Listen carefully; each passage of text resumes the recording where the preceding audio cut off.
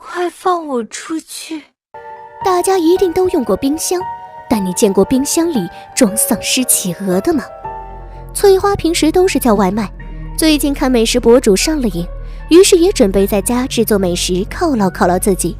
但是很快她就发现了自己家里没有冰箱，买回来的菜很快就坏了，根本就放不到第二天。于是她准备先上网淘一个二手冰箱。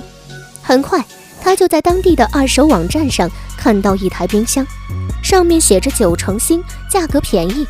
翠花一看这么便宜的价格，于是立即就联系到了卖家。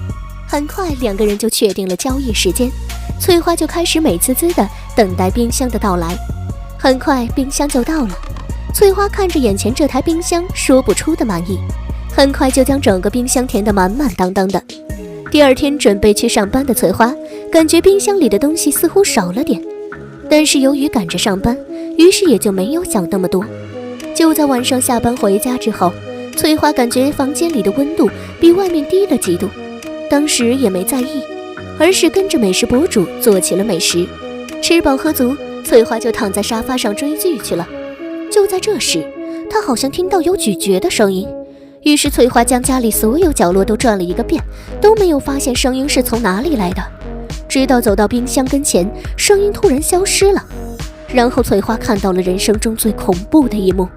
前方高能，评论区安全无护体哦。就在翠花打开冰箱的时候，里面所有东西都消失不见了，只有一只全身腐烂、大张着嘴巴、脖子上还缠着一个铁链子的僵尸企鹅，就那样赫然出现在冰箱里。泛白的眼睛就那样死死盯着翠花，嘴里还发出奇怪的声音：“快放我出去！”